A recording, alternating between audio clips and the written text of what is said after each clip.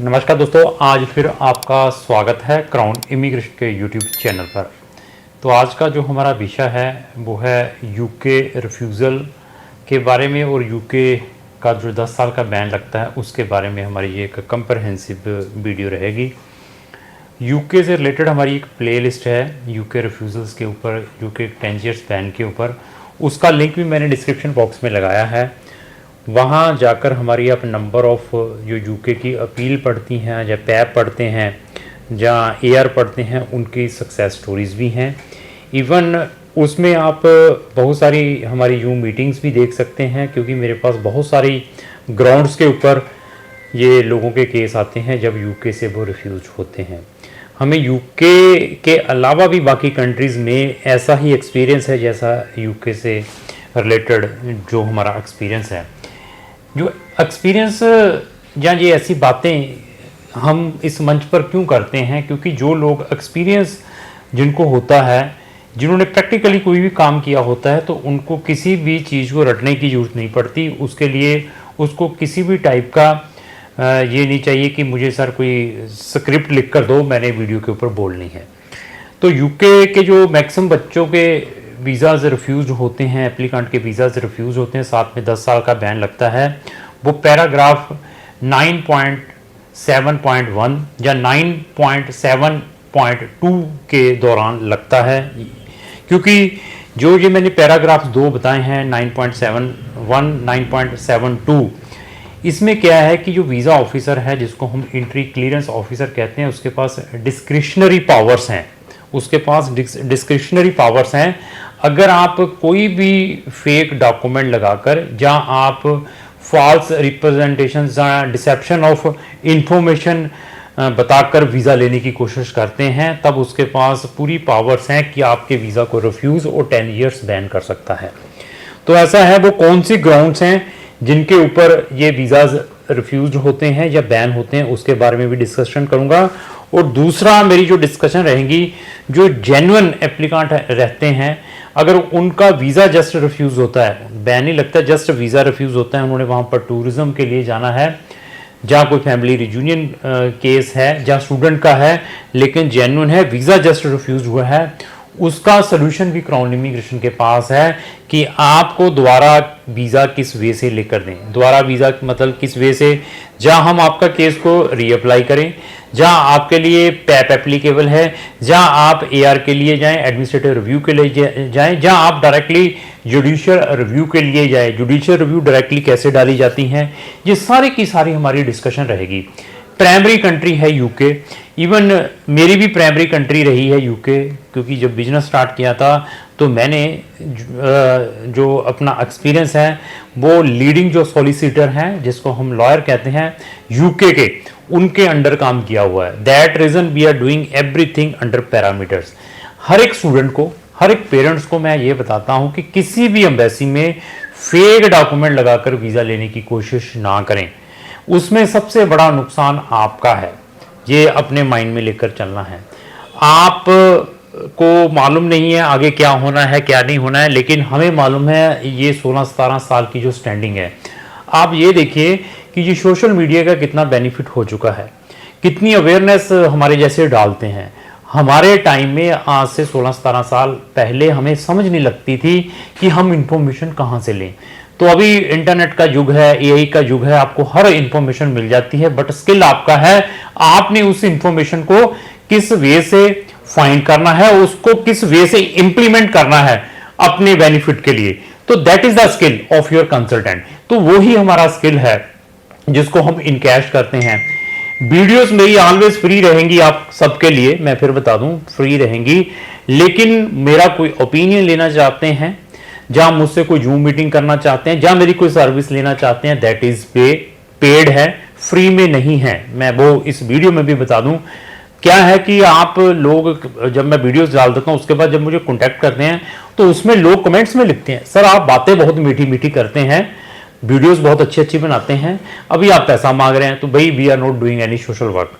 मैं फिर बता दूं, we are not doing any social work. मेरी अपनी कंपनी है, मेरे अपने एम्प्लॉय हैं, मेरे अपने एक्सपेंसेस हैं, we are giving the information. मैं खुद 5 बजे 4 साढ़े 4 बजे उठ के इन चीज़ों को रीड करता हूँ, शाम को 8 9 बजे हम मेहनत करके घर जाते हैं। मतलब ये देखिए मेहनत कर रहे हैं, उसके हम चार्जेस ले रहे हैं।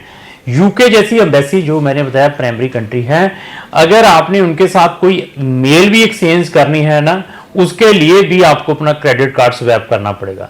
अगर आपने यूके एम्बेसी या यूके वीए के साथ डिस्कशन भी करनी है ना telephonically, you need to put the swap, मतलब आपको अपना कार्ड लगाना पड़ेगा। वो इतने कमर्शियल है और सबसे कमर्शियल कंट्री है यूके, सबसे महंगा वीजा है यूके का। बट बच्चों को और लोगों को एजेड कोई चीज जब इजी होती है ना, उसकी आप ये लेकर चलिए जो चीज इजी है, जिसकी 90% एडवर्टाइजिंग हर चैनलों पर आ रही है, तो वहां पर कोई लोचा है। वहां पर लोचा मीन्स ये है कि अभी उसमें सबसे बड़ा नुकसान क्लाइंट का है, वो मेरे जैसों को पैसे बन रहे हैं। तो जे भी लेकर चलना है, जिन चीजों की एडवर्टाइजिंग ज्यादा आएगी, आज ये यूके, चलो यूके के लंगर लगे हुए हैं, चलो साइप्रस भेज देते हैं आपको, तो चलो उस कंट्री में सिंगापुर में भेज देते हैं, उसमें मेरे जैसे को पैसा बचेगा, आपका अपना नुकसान होगा। हम अपने टॉपिक के ऊपर आते हैं। तो 9.7.1 और 9.712 है क्या, डिस्कशन पावर के बारे में बता दिया। उसमें क्या है कि अगर आप यूके में प्रीवियसली गए हैं, मैं यूके में, वहां पर आपने ओवरस्टे किया है, वहां से आपको डिपोर्टेड किया है, वहां पर आपका कोई एक्सीडेंट हुआ है, वहां पर आप ड्रिंक एंड ड्राइव में पकड़े गए हैं, वहां पर आपने किसी भी बैंक से डिफॉल्ट किया है, वहां पर किसी भी टाइप की आपकी लड़ाई हुई है, किसी भी टाइप की आपके ऊपर लिटिगेशंस हैं, जो आपका केस वहां की पुलिस के पास चला गया है, जब आप यूके में रहे हैं, तो ये लेकर चलें कि जब आप इंडिया में वापस आएंगे, सेकंड टाइम यूके का अप्लाई करेंगे, अगर उन चीजों को आप अपनी फाइल के अंदर डिस्क्लोज नहीं करते, तो इट मींस वीजा तो रिफ्यूज होगा, साथ में 10 साल का बैन लगेगा। ये मैंने ग्राउंड्स कुछ बताई हैं आपको अभी, कि ये ग्राउंड्स को माइंड में रखना है जब भी आपने अपना यूके का वीजा किसी भी कंसल्टेंट के थ्रू अप्लाई करना है। फिर बता दिया, यूके वीजा की कोई भी गारंटी और वारंटी देता है, उस कंसल्टेंट को तो अवॉइड ही कर दें, कांटा फेर दें, क्योंकि यूके यूएस जैसी कंट्री में कहें मेरी सेटिंग है या फलाना है, वो आपसे बिल्कुल झूठ बोल रहा है। दूसरा, यूके का वीजा लेने के लिए आप फेक डॉक्यूमेंट लगाते हैं। पहले तो मैंने बता दिया कि आपकी जो प्रीवियस हिस्ट्री है, वहां से ओवरस्टे है, इलीगली इंटर किया है, इंडिया आ गए हैं, ये चीजों को डिस्क्लोज नहीं किया सेकंड टाइम। तो सेकंड जो ऑप्शन है उसमें जो 9.7.2 है, उसमें क्या है कि अगर आप फेक डॉक्यूमेंट लगाकर, फेक डॉक्यूमेंट्स क्या हो सकते हैं, आपके एकेडमिक हो सकते हैं, आपकी बैंक स्टेटमेंट हो सकती है, आपको एफडीआर फाइनेंशियल कोई भी डॉक्यूमेंट हो सकता है, आपके आईएलटीएस फेक हो सकते हैं, आपने वीजा लेने के लिए एडमिशन लेटर फेक लगा दिया, आपके एजेंट ने आपको नहीं बताया, आपने मैंने फिर बताया कैश फेक, कोर्स फेक, जिसको हम सर्टिफिकेट ऑफ स्पॉन्सर कहते हैं, अभी बड़ा तगड़ा स्कैम चल रहा है यूके का, फेक लगाकर वर्क परमिट और लोगों के वीजा रिफ्यूज और 10-10 साल का बैन लग रहा है। मेरे पास ऐसे केसेस आए हैं, एफडीओडी वाले केसेस बहुत आए हैं, वो अवॉइड करनी है यूके के लिए। मेरे पास मैरिज केसेस ऐसे आए हैं जिन्होंने अपनी फोटोग्राफ्स को अल्ट्रेशन एडिशंस करके एम्बेसीज को भेजे हैं।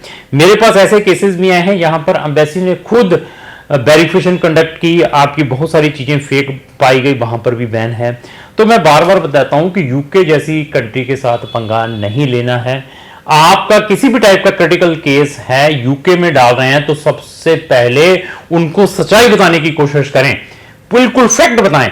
फैक्ट बताते हैं तो मैं फिर बताऊं 90% आपको वीजा मिलने के चांसेस हैं। इतनी ऐसा झूठ बोल दिया वीजा रिफ्यूज होगा, 10 साल का बैन लगेगा। और कोई भी डॉक्यूमेंट यूके में सबमिशंस या अपलोड करने से पहले क्रॉस चेक जरूर करें। छोटी सी गलती आपके कैरियर और आपका टाइम वेस्ट कर सकती हैं।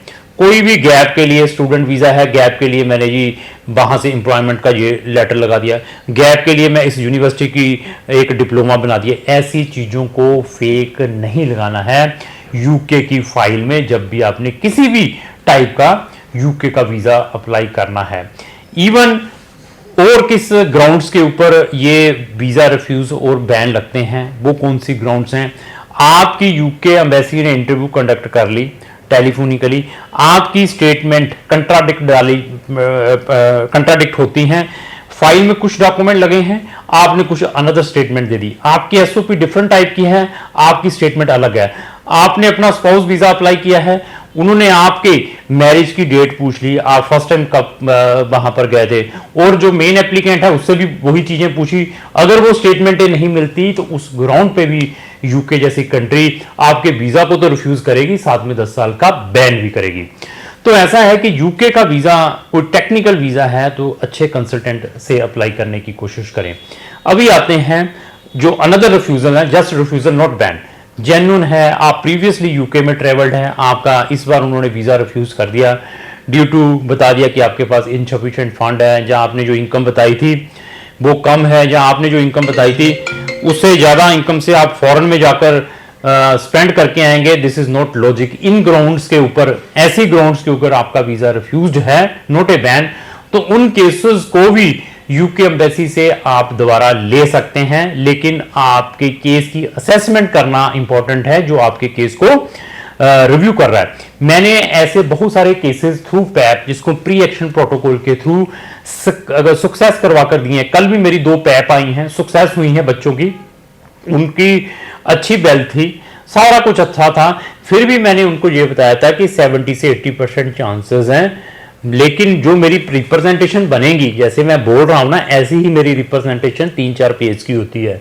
अगर उसको कोई भी पढ़ता है, रीड करता है, तो उसमें मैक्सिमम चांसेस है कि वो आपको पॉजिटिव डिसीजन लें। बट अभी माइंड उसका है, एंट्री क्लियरेंस ऑफिस का, वो इन ग्राउंड्स को किस वे से लेता है, कौन सी हम ह्यूमैनिटेरियन ग्राउंड्स भी डालते हैं, कौन सी ग्राउंड्स, कौन से केस के ऊपर डालनी ह्यूमैनिटेरियन, ये उसी को मालूम है जिन्होंने इन चीजों को प्रैक्टिकली किया हुआ है। मैंने ऐसे केसेस भी दोबारा लेकर दिए हैं। वाइफ चली गई हुई है, पीछे जिसने स्पाउस ने जाना था उसका वीजा रिफ्यूज हुआ, साथ में 10 साल का बैन लगा ड्यू टू वो उसने अपना प्रीवियस रिफ्यूजल अपने केस के अंदर डिस्क्लोज नहीं किया था यूके का। तो अगर आपका कोई ऐसा स्पेसिफिक केस है कि आपने यूके का वीजा अप्लाई किया था, लेकिन आपने अपनी प्रीवियस ट्रैवल हिस्ट्री के बारे में या प्रीवियस रिफ्यूजल के बारे में फॉर्म के अंदर डिस्क्लोज नहीं किया था, उस ग्राउंड के ऊपर आपका वीजा रिफ्यूजल 10 साल का बैन लगा है, वो बैन रिमूव होने के मैक्सिमम चांसेस हैं।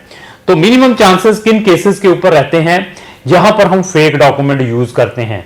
तो फेक डॉक्यूमेंट वालों केसेस के ऊपर मिनिमम चांसेस रहते हैं जो आपका बैन रिमूवल के। उसके रीजन क्या है कि आपने फेक डॉक्यूमेंट लगाकर वीजा लेने की कोशिश की है, लेकिन बीइंग ए विक्टिम, आप एक विक्टिम है, क्योंकि आपको तो कहानी मालूम नहीं थी, आपके साथ तो स्कैम हुआ है। आपके एजेंट ने आपको विदाउट इन्फॉर्मिंग एनीथिंग आपके फेक डॉक्यूमेंट अपलोड कर दिए, लेकिन उसके लिए भी हमें नंबर ऑफ डॉक्यूमेंटों की रिक्वायरमेंट रहती है। जो भी एप्लीकेंट रहता है वो डॉक्यूमेंटों को भी क्राउन इमिग्रेशन बता सकता है। तो ऐसा है, यूके से रिलेटेड अगर आपका किसी भी टाइप का टेक्निकल कोई केस है, आप प्री एक्शन प्रोटोकॉल में जाना चाहते हैं, आप एडमिनिस्ट्रेटिव रिव्यू के लिए जाना चाहते हैं, जहां आप जुडिशियल रिव्यू के लिए जाना चाहते हैं, इनके टाइम बार चेक करना बहुत इंपॉर्टेंट है। कितने टाइम के अंदर आपको ये अपील्स या एआर करनी होती हैं, और कितने टाइम के बाद वहां के डिसीजंस आते हैं, कहां पर आपकी फीस रिफंड भी आ सकती है। ये सारे के सारे टेक्निकल जो चीजें हैं, क्राउन इमिग्रेशन आपको गाइड कर सकता है अगर आपके साथ इस टाइप की कोई भी हैपनिंग हुई है। तो मेरे पास वर्ल्ड वाइड लोग इस चीज के लिए कंसल्ट करते हैं। मैंने फिर बता दिया, आपके रिफ्यूजल को रीड करने के बाद thereafter our paid services हैं। अगर आपने हमारा ओपिनियन, जहां आपने अपना केस हमारे थ्रू प्रोसेस करना है, अगर और इंफॉर्मेशन लेना चाहते हैं तो डिस्क्रिप्शन बॉक्स में जाकर प्ले लिस्ट जरूर वॉच करें। वहां पर आपको डिफरेंट टाइप की सक्सेस स्टोरीज भी मिल सकती हैं, डिफरेंट टाइप की ग्राउंड्स भी मिल सकती हैं, जो लोगों के साथ चीटिंग होती हैं, बैन लगते हैं, उनको कैसे रिमूव किया जाता है। तो अगर आपका कोई भी फ्रेंड इस टाइप की प्रॉब्लम से इफेक्टेड है तो उसको ये वीडियो जरूर शेयर करें। यूके में ही मैं स्पेशलाइज नहीं हूं, यूके के अलावा भी मेरे पास 100 कंट्रीज के ऑप्शंस हैं। यहां पर अपील राइट्स रहते हैं, वहां पर मुझे मालूम है कि किस वे से अपील को रिप्रेजेंट करनी है, उसके अंदर क्या ग्राउंड्स डालनी है, और वीजा ऑफिसर आपकी अपील के ऊपर कैसे प्रॉम्प्ट एक्शन लेता है। तो अगर आपको जो मेरी वीडियो अच्छी लगी, इसको लाइक एंड शेयर करना ना भूलें। Thank you.